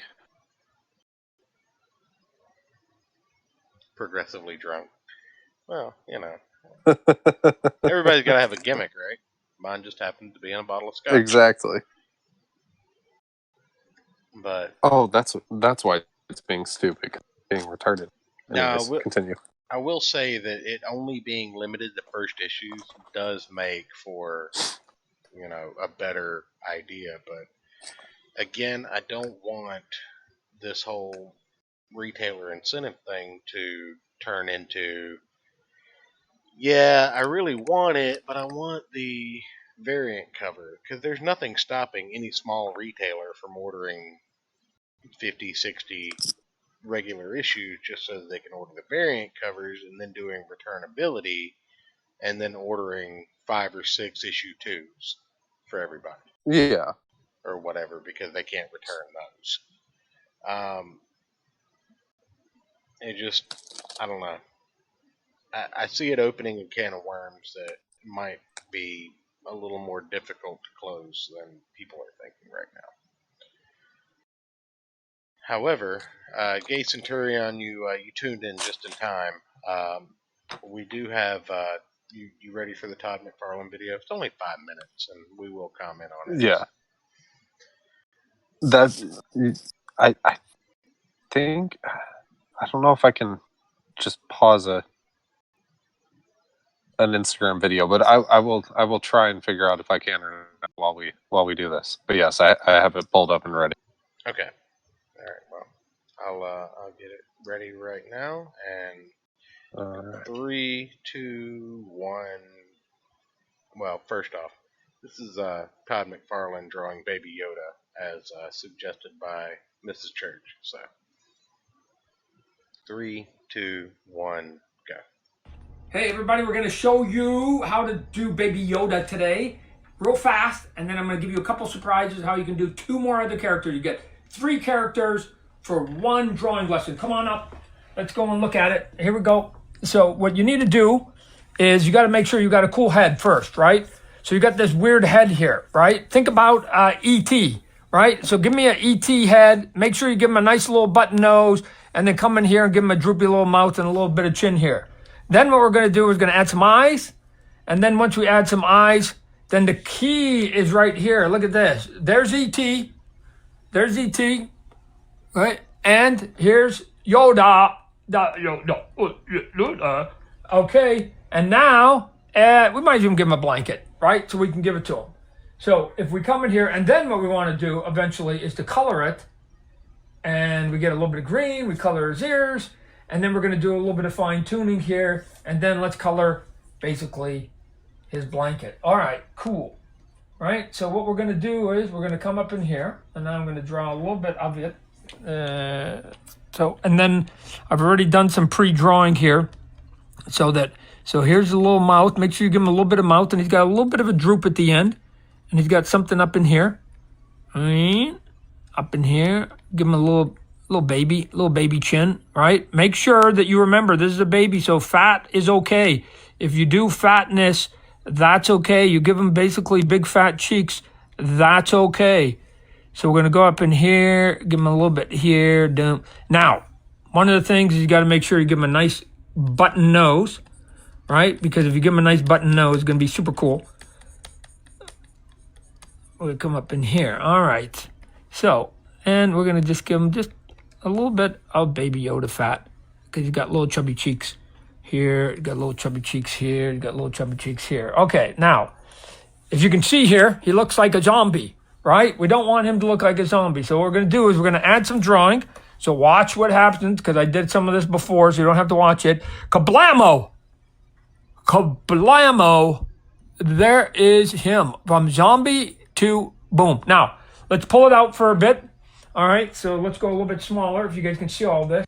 The magic of layers. Man, I don't think I've ever heard him talk before. He's kind of weird. Yeah, well, I mean, I have, but because he in like an endearing way.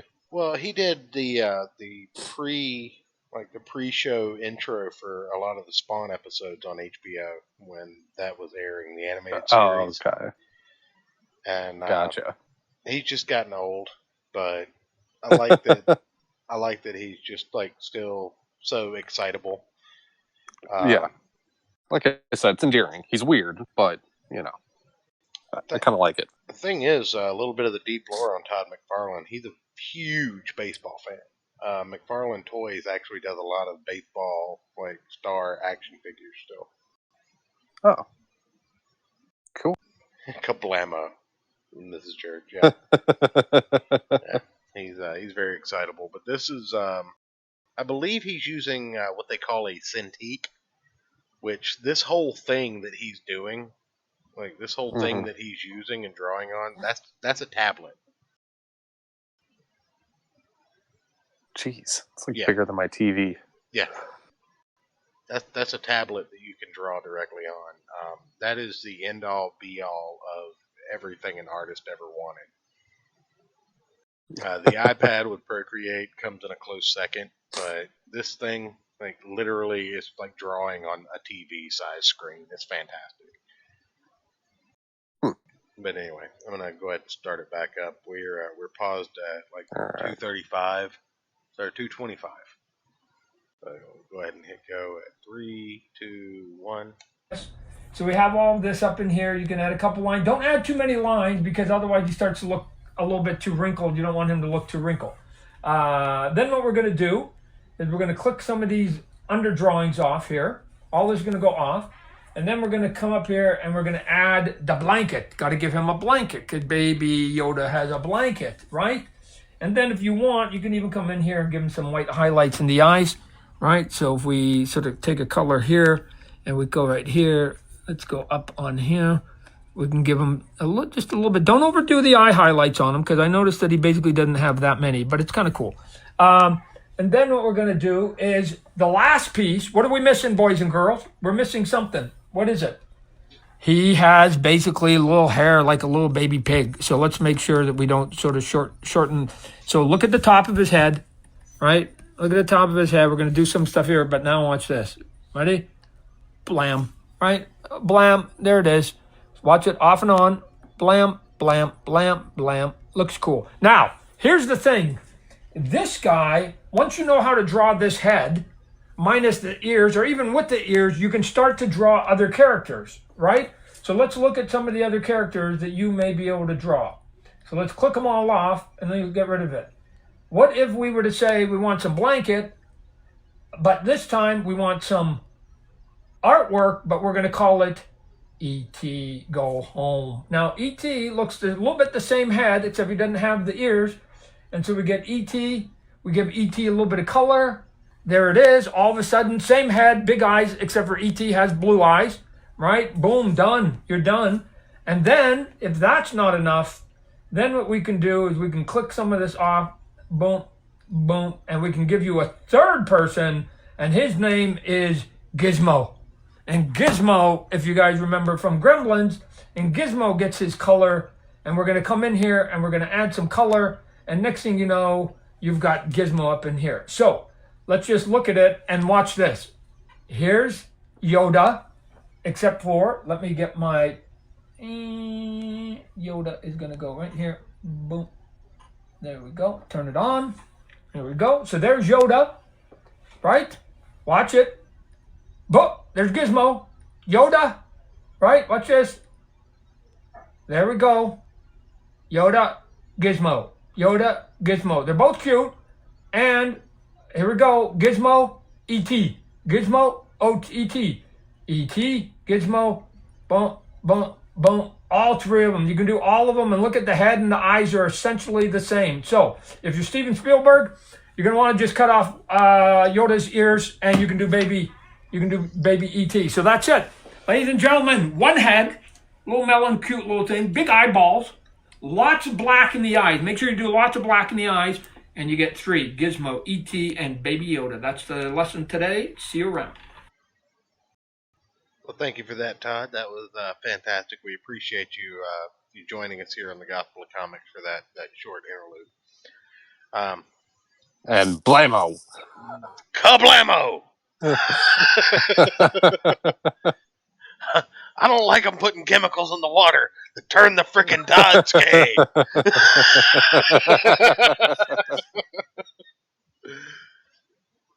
Are we really the drunkest channel on the platform? Absolutely not. Only Use Me Blade is still a thing.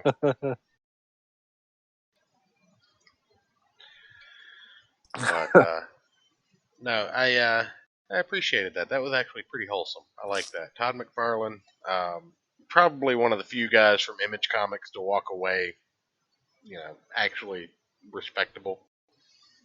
Although, he did embroil himself in a lawsuit with Neil Gaiman over the creation of Medieval Spawn and Angela, and there was a spat about the rights for Angela, and that's why she is no longer an Image comic character, but a Marvel Comics character who has been couched and forgotten about. Well, of course. Well, she was Angela. That was Marvel made her Thor's sister. Made her like, yeah. Yeah, that worked out real well. I read some of that. Oh yeah, the Cintiq Landolamite is absolutely expensive. The things are what, like $2-3 now? Yeesh. Yeah. But I mean, literally, it's the last drawing implement you'll ever need. Which is fair.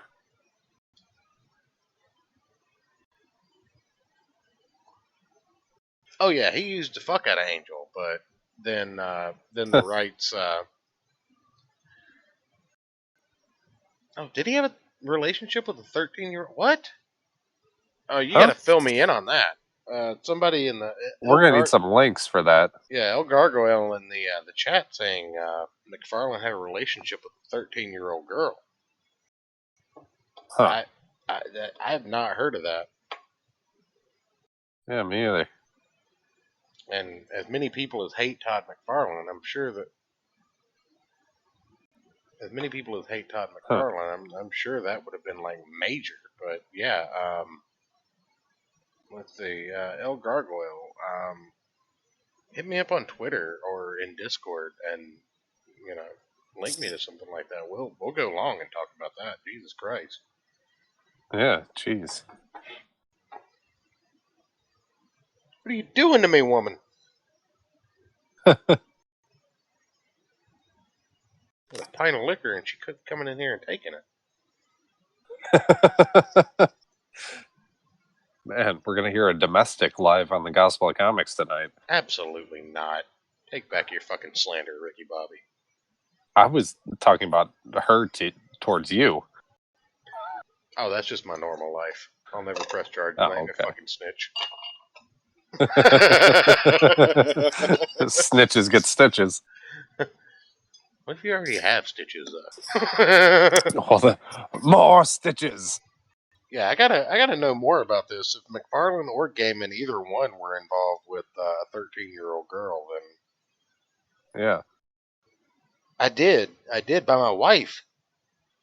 She next to never drinks my liquor, but it's Irish liquor, so I guess she's developed a taste for it. That's why.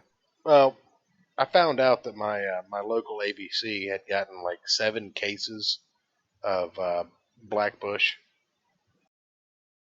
pints. 7 cases? Yeah. Of Black Bush pints. Oh, okay. And they only needed 7 bottles.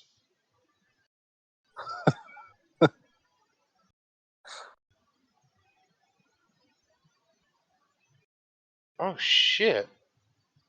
He was in college and she was 13. Okay. The Devil You Know document or biography. It might be something we have to take a look at. That might just be. I will add that to the list because we will both forget by tomorrow. Jesus Christ! No, I never knew that. That's some fucking what's his name? Who's the guy that did Johnny Be Good? Chuck Berry? No, the other guy, the white guy. Maybe he didn't do Johnny Be Good, but he was from that era.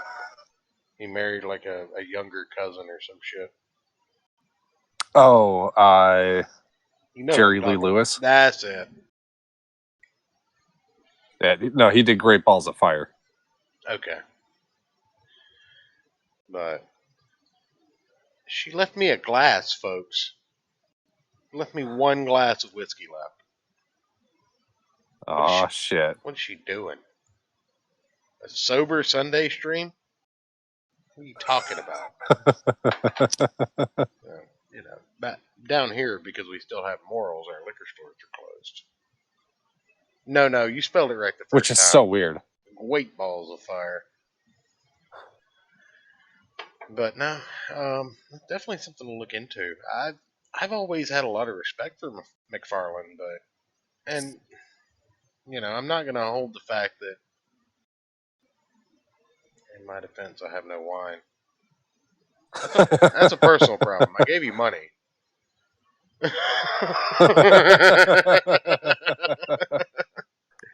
Yeah, one glass is like a shot for church. I mean, it's like 2, but still. Depends on how heavy the pour is. Married his cousin when she still believed in Santa. I mean, you're not wrong, Novel Bro. Look, Santa Claus is real. Yeah.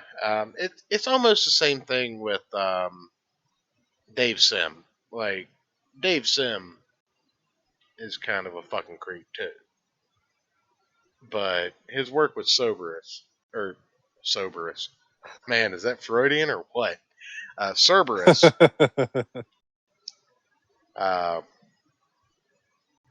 Was, I mean, just groundbreaking. It was unmatched. Cerberus demanded so much respect that there was an entire issue of Spawn dedicated to the style of Cerberus. So, and I guess maybe just pedophiles hang out, but because there's some disgusting allegations against Dave Sim and Todd McFarlane, and I don't avow either of those things. But what are you gonna do? I guess it was a different time. Not that different, because Mr. Church is the soberest right now. Well, yeah, she didn't drink liquor, so if either one of us had to drive, it would probably be me.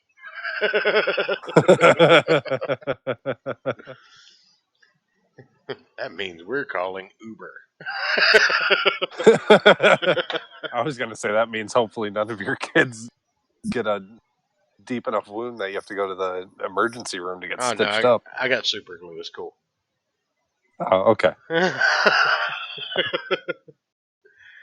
But no, I mean that's about all I've got now. I did. What's up, Captain? Showing up, right at the end. How's it going, buddy? Thanks for popping in. We definitely appreciate it, man. I don't care that you showed up just at the end. You need to DM me and let me know when you want to come on to review a new manga. I've got some suggestions from Einbrecht, but you haven't sent me what you actually want to look at, so let me know. Super glue or a staple gun, yeah? That's pretty much all you need. Yeah, basically. Maybe an ace bandage to keep everything together, depending on how bad it is. Nah, you use duct tape for that. The ace bandages were gone long ago. Yeah, fair enough. But, no, I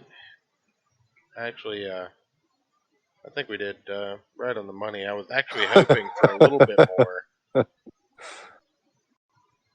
I'm loving this Mrs. Church calling you out in the chat today. She is. I'm gonna have to ban her from the fucking chat. She could have asked for more money. Just take away the wrench. That's right. I'm gonna take your wrench, woman, that you never use. That money was for wine, not food. Yes. What do you mean the kids had to eat? What do you mean you're the responsible parent? Nobody believes that. Isn't that what the bugs out back are for? Except everybody. They're good protein. No, man. We're never going to eat bugs. But, anyway. I want to thank everybody for coming by, enjoying the fact that my wife is giving me shit in chat. I'm gonna go commit a domestic, catch a charge.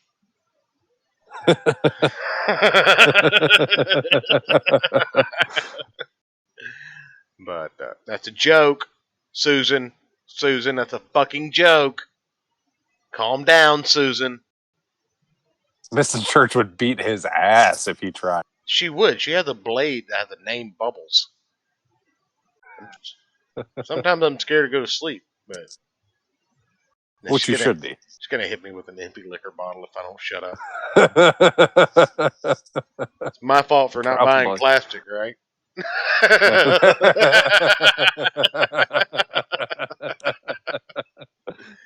But anyway, I want to thank everybody for coming up. Like, share, subscribe, all that fucking YouTube nonsense. And catch us tomorrow where we will be reviewing Eudaimonia #1.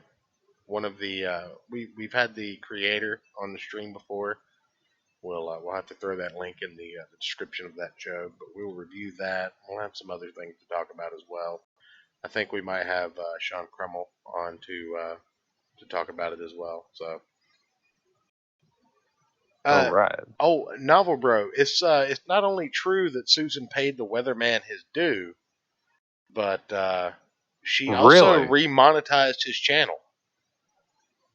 Oh shit! Yeah, that's why we haven't had a weather update in a couple of weeks. The weatherman's been taking a bath in $1 bills that he got paid out from Susan. Fucking finally! God damn it, Susan! Here's Captain Weeb wanting us to review this week in comics. All right, quick rundown. Watchmen unjustly nominated for some awards that don't fucking matter. The Boys Season 2 trailer came out. Star Wars is still in the dumpster. Aftershock is doing some cool yet dangerous things. Todd McFarlane drew Baby Yoda, E.T., and Gizmo. What else? I deleted all the I think that was links. about it. No, there was a little bit more.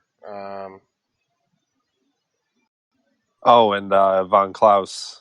Oh yeah, Von Klaus Fighting shit with all some over a fat fat Ninja Ninja Turtle. Turtle. Yeah, Von Klaus shit over a fat Ninja Turtle today. Pretty great. But with that, I think we will sign off. So Mrs. Church will stop roasting me in the chat. But I appreciate all you guys. Like I said, make sure you like, share, subscribe, all that stupid shit. Get us out there.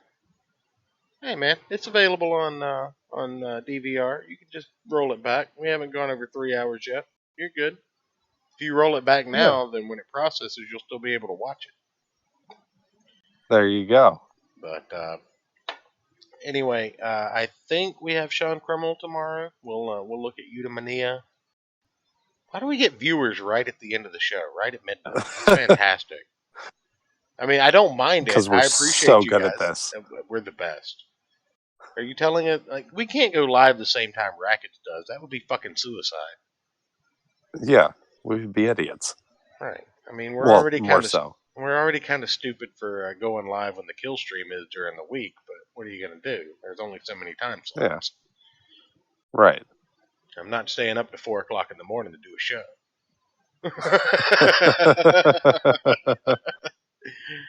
But anyway, I definitely appreciate all you guys. And you got anything you want to add, Ayrton? I don't really have any stupid jokes or anything for this week, so. Well, you've already been fired, so there's really no point. True. This is true. I guess your sign off is all that we need, right? Good night, everybody. Thank you. All right, we'll see you guys tomorrow. Tune in, and thanks again. And Merry Christmas, by the way. It's December now, and it's Christmas in my house. So, Merry Christmas, and we will see you guys later.